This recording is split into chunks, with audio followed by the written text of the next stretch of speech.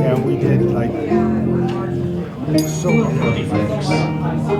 Sound check is over. Now it's real. So we're going to start. This is, by the way, the name of the band is Ayreheart. We play. You don't always see a band with a lute in it. So we play lute with here a Colacione, a great big bass lute, and all kinds of percussion. And we'll be playing some old music, some new music, and some music in between. And we'll start with a really old tune. This is called Pastime with Good Company. It was written almost exactly 500 years ago by King Henry VIII of England. And this is, it has words. It's a song about hanging out with your friends. We'll do the instrumental version of it. Pastime with Good Company.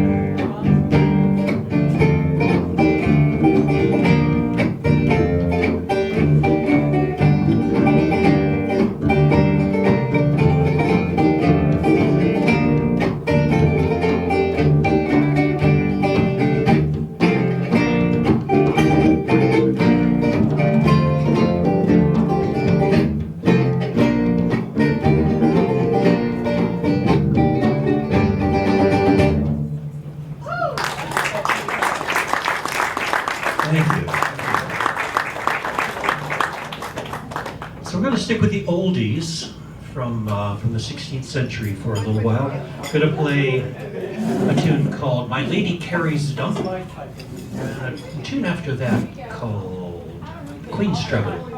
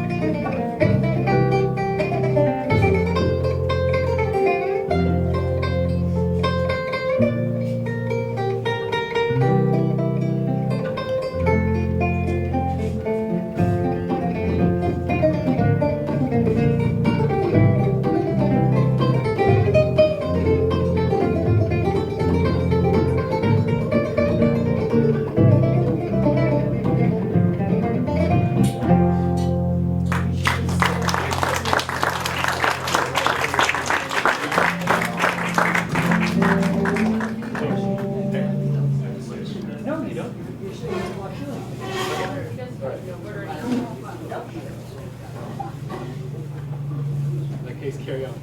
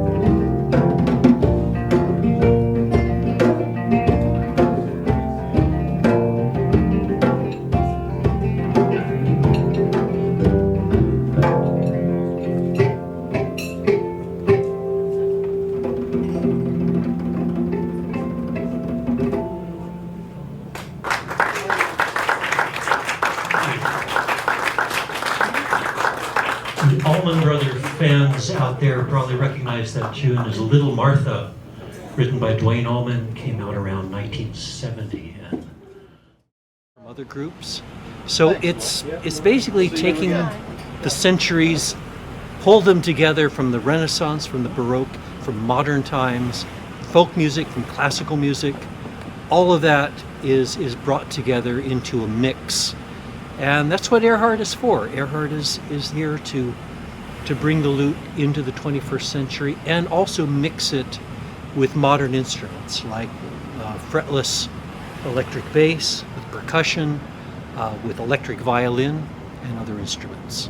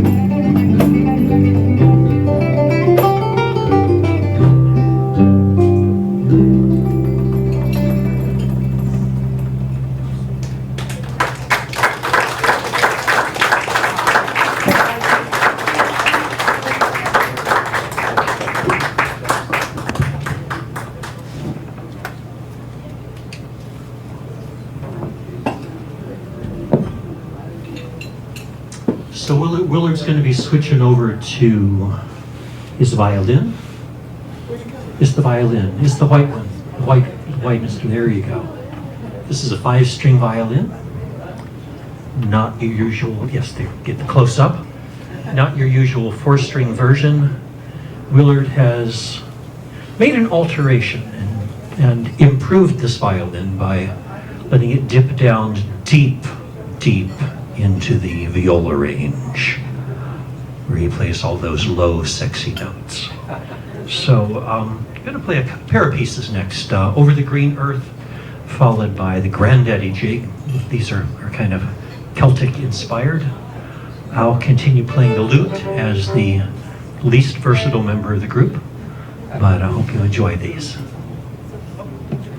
I keep turning this mic back and I don't have it. I'm actually not going to do that this time.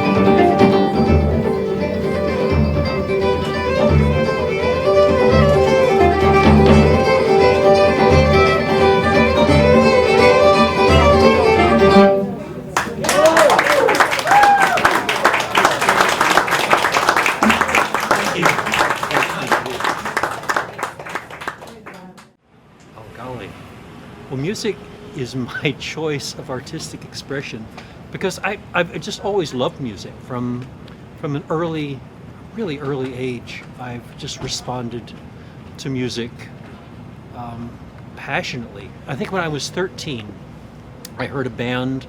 It was a group of my schoolmates. I think it was in about 8th grade, and they were playing Wipeout by the Safaris. You know, the Safaris is about 1966, 1967. They had Wipeout as an instrumental hit. And my 13-year-old classmates were probably murdering the piece, probably butchering it, probably playing it horribly, but it sounded great to me. I thought it was just the most exciting thing. And from that moment, I felt like I had to get a guitar. And from that moment, I was passionate about playing music. It was suddenly the most fun thing that I could do. It was more fun than sports, more fun than anything, really. I couldn't wait to get home after school and play the guitar and practice.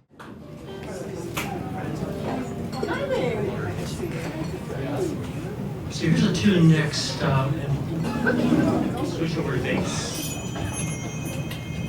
This is a tune called Cathedral Cave next. It's an original. It's a tone poem that tries to describe in sound the deep sea underwater world where the real Cathedral Cave lives. It's at the bottom of the ocean beneath the Tasman Sea off the coast of Australia. So this is our underwater music for you.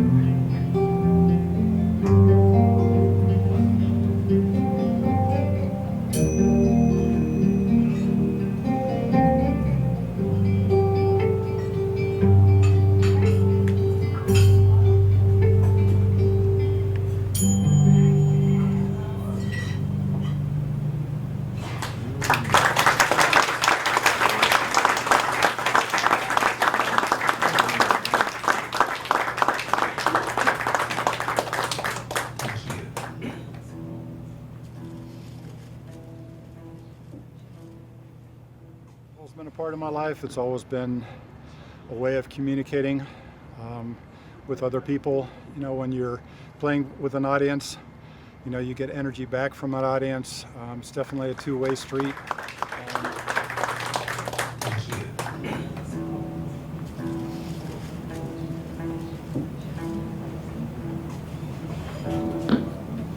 So I have a lute that goes down pretty low, much lower than a guitar. It goes down to a low C, which is 2 ledger lines below the bass clef.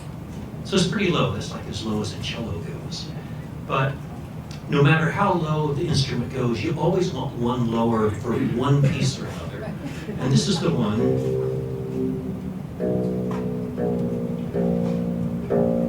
So I need a low B flat for this next tune called Indigo Road. It's actually the name of the album, actually the first album of all original lute music.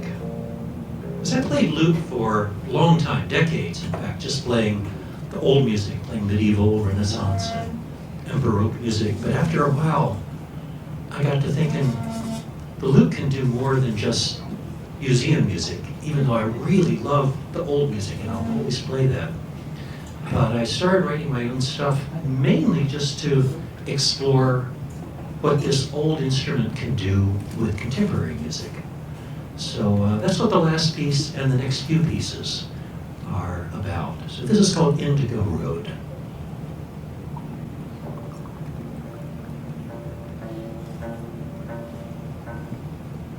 Oh, and I should mention that that last piece, Cathedral Cave, did feature Mattias on the thunder drum. Let's hear it for the thunder drum.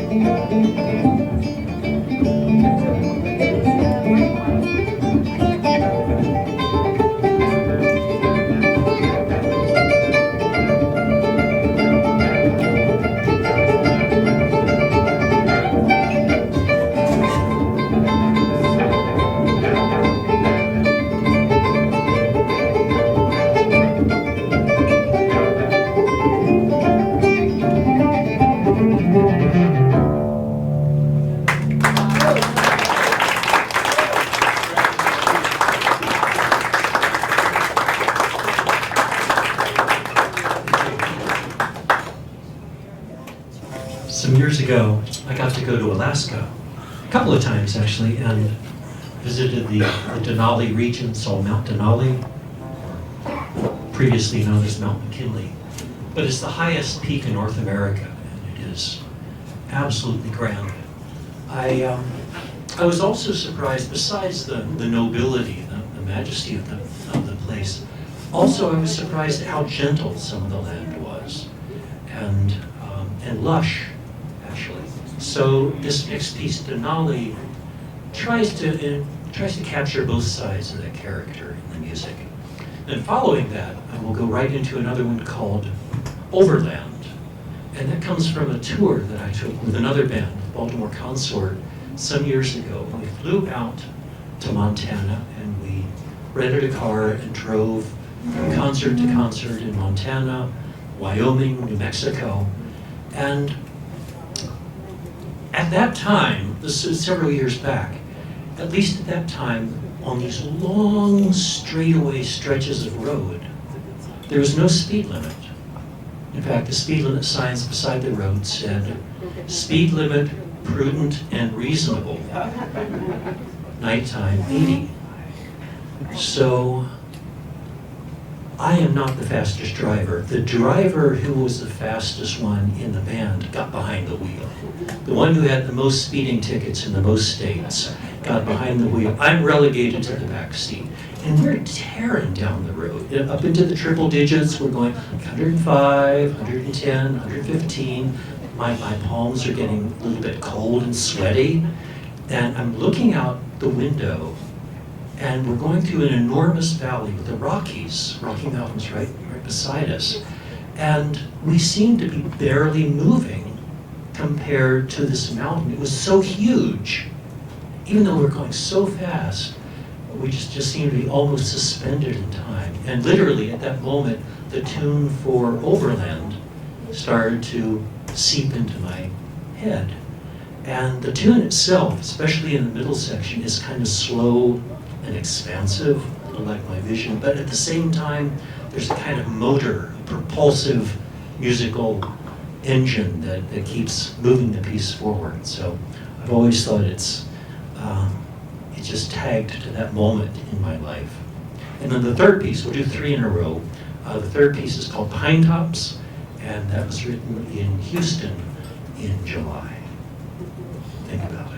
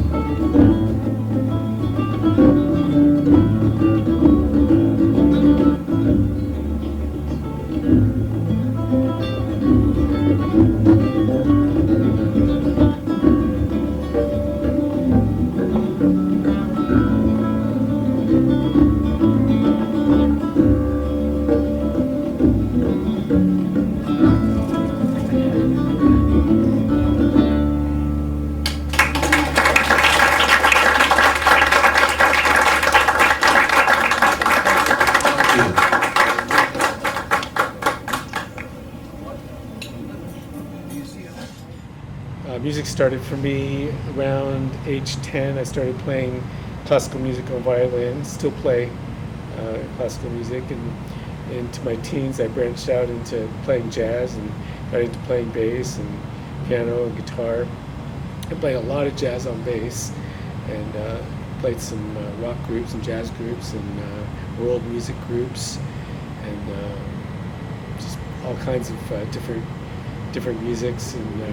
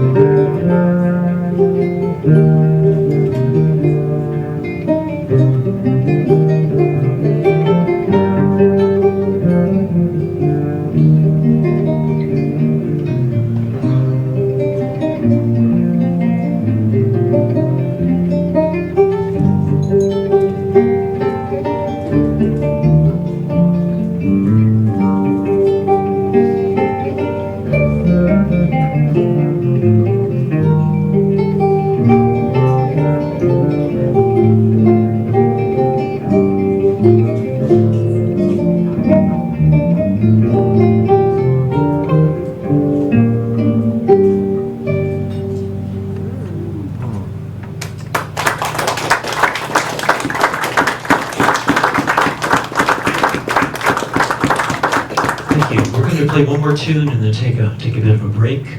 I'll just mention we have CDs for sale, a sign-up sheet if you'd like to hear future performances, and all the nerd talk you can stand if you want to ask questions about the lute. So this is a tune called Rosa.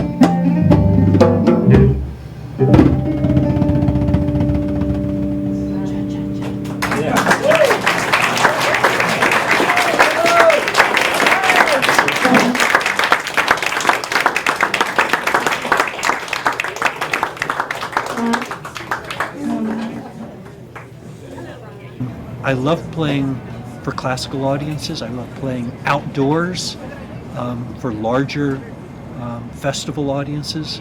But this kind of small club audience is just a lot of fun, and you feel a visceral connection with the people right there. You can see everyone easily. The lighting doesn't make it so you can't see the audience as it does in some halls. So that's my favorite kind of audience.